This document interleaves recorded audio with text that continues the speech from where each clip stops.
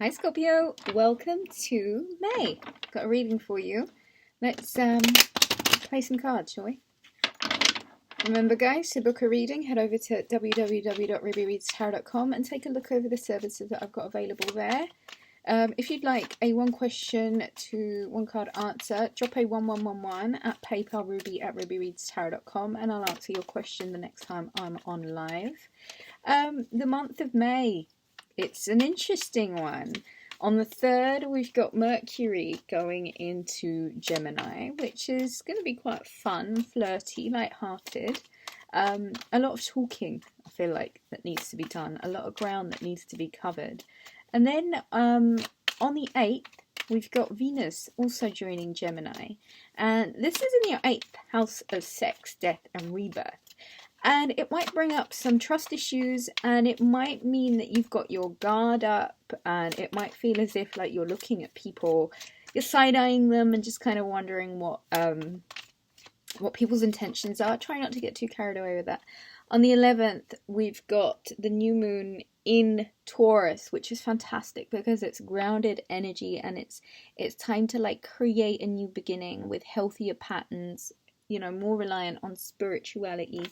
With Jupiter going into Pisces on the 13th, which is a lot about this. It's a new beginning, okay? It's wrapping up old cycles. It's stepping into this new cycle. So I feel like Scorpio, the month of May is a new beginning for you. It is about wrapping up old cycles, the way things were done before. If something was a certain way, I just don't feel like life's going to be the same anymore. I feel like you're being pushed into this new direction, and the reason for you being asked to wind up old cycles is because you're being invited to open up and like really draw in newness, new things. So a real focus on what's new, a focus on cycles that you can close out. And on the 13th, we were talking about Pisces going into Jupiter in your 5th house of pleasure. And this is really intense, Scorpio, because life is, it gets really focused on our sex life and our passion, and you feel sexier and you feel pride in your appearance, and it's really good luck, and you tend to live in the darkness, but this transit is kind of asking you to come to life, and it may even feel like some of the things that you thought were out of your grasp are actually like right there in front of you. So get ready to just, you know, really enjoy the month of May being something that pulls you out of the norm of Scorpio and kind of pushes you into this Gemini, Piscean, Taurian, mutable energy where you're asked to be really flexible and mold and shape and shift and focus on your love life and focus on your sex life and see where it is that you can really improve your mental health through receiving all these blessings that are about to take place in May. So it goes to say that with the World card, okay, so we've got the 5 of Swords, we've got the 6 of Swords, and the 7 of Wands, sorry. It goes to say that, Scorpio, you may have come out of this period of real intense conflict energy. Battles that you were kind of thrown into where it seems as if like there was a lot of conflict surrounding you, and it may have been to do with like friends or family members or people that you felt like you should be able to trust that you haven't, like they've shown themselves like you can't trust them. And so you're being asked in May to kind of learn your lesson from the battles that you've had, like you've been put through, or the battles that you sort of had to go through, all this conflict, and kind of move on. You're really being asked to collect the swords and take what's precious to you and take what you've learned from this and push forward, move forward. You've got to move on. There's got to be a closing up of a certain cycle. There's got to be closing up of this real intense conflict energy, enemies or danger or terror, except like deception, that kind of stuff. just see where it is that the lessons that you learned from it, the karma that you learned from it, what did you actually learn from this? And I think the lesson really is close up one cycle of conflict, take what's precious to you, take what you've learned, and move forward, Scorpio. Move forward. I feel as if you've been a little bit in this frazzled energy where you were sort of trying to make your mark or trying to make your place, and it's been really tricky because your energy hasn't been right at all.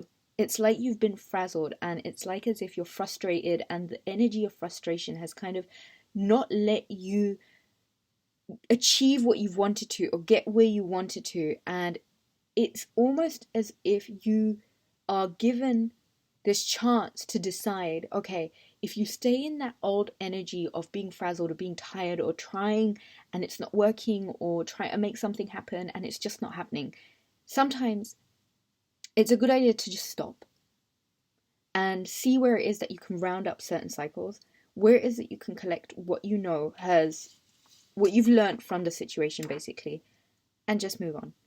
Peacefully, calmly. You don't need to, drag your heels. You don't need to make a fuss. You don't need to even be in regret. If something was full of a lot of conflict and it had your energy really messed up, the time is to move on. And you've got to close this chapter. This cycle has to be closed out. And it means that you're applying a lot of courage and a lot of focus and a lot of determination.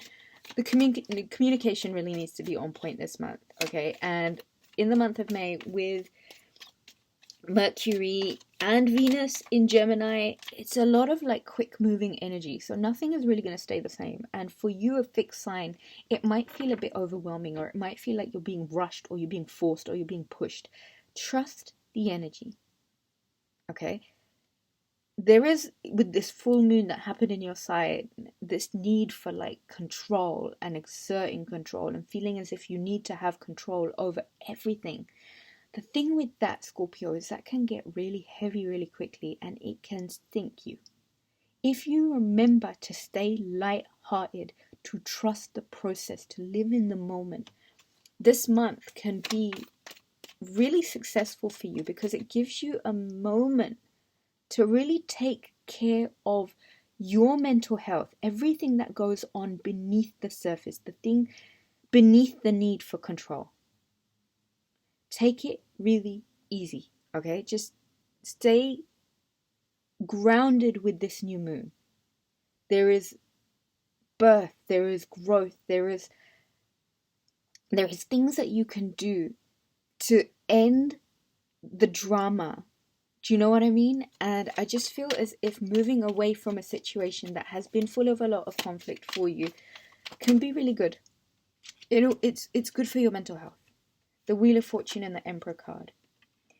Significant Aries energy doesn't have to be. This could be a significant masculine figure in your life. And the Wheel of Fortune is kind of showing me that you're about to move in a positive direction when it comes to this Emperor energy. Doesn't have to be masculine, can be feminine. More often than not, it's like a father figure, a husband, or a significant masculine energy. They're there to help you, and the more you surrender control and the more you tune into how this period might be about you winding down conflicts and embracing a new cycle, part of that embracing is attuning yourself to luck, attuning yourself to the help that's being available to you. This can be done with a lot of trust. Okay, and when we're exerting a lot of control, or feeling like we need to control everything, or we need to force our opinion on something, or we need it to work out in a certain way, that's when it tends to create a lot of conflict and go tits up.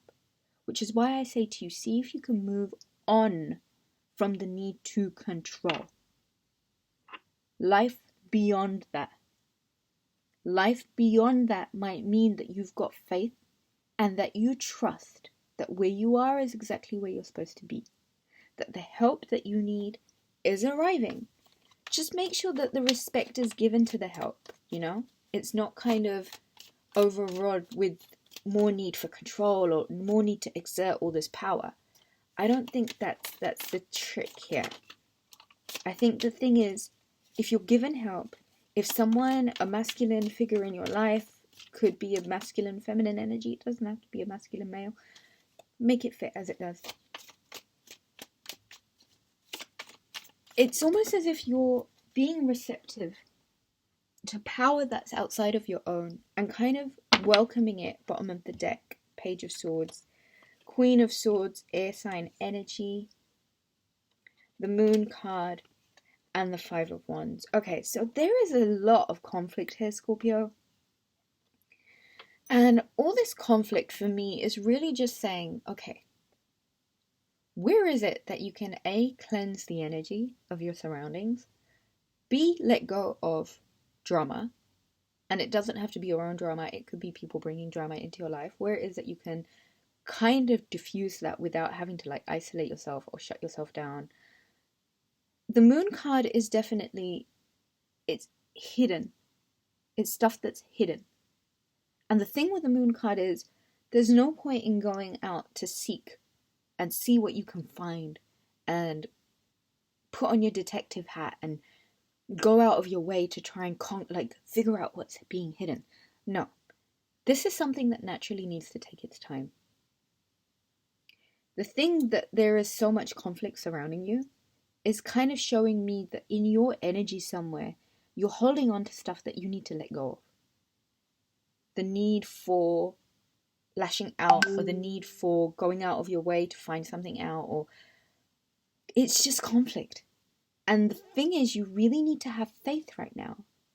And if you're actively closing out certain cycles, then remain in good faith that what's about to come will be good if you're discerning enough to go with what feels good. Either way, it needs to be said, the drama, the conflict is affecting your energy. And if you don't move on from it, you're not going to embrace this new cycle. And this new cycle is one where you're receiving a lot of help. Could be from a Libra, Gemini, Aquarius. The communication needs to be on point here. And there needs to be a focus on communicating. Getting your point across without conflict. Saying what you need to say without belittling the other person. The thing with conflict is, when you're given an opportunity to close out a cycle of it, yet you still remain to pertain in the energy of it, you carry it through with you. If you're trying to build and you can't build, I wonder if it's because of all this drama that's going on. Let things unfold naturally, Scorpio. Trust it. Have faith that things are working out exactly as they're supposed to, and get the help, and let this Emperor help you. If this isn't an external person, this could even be yourself stepping into a very successful phase in your life once you put an end to the conflict. Move on, Scorpio. Work on your own energy. Look at this need for control. And look at why it's so important for you to exert all of this energy in attaining control, when what you really need to do right now is surrender, have faith, move on from the conflict, close up certain cycles, and trust. I think that's all I have for you for now, Scorpio. If you'd like to book a reading, visit www.rubyreadstarot.com. Take a look over the services there. And I hope you have a beautiful month of May. Thank you so much for watching. I love you so much. Take care, and I shall catch you again soon. Bye now.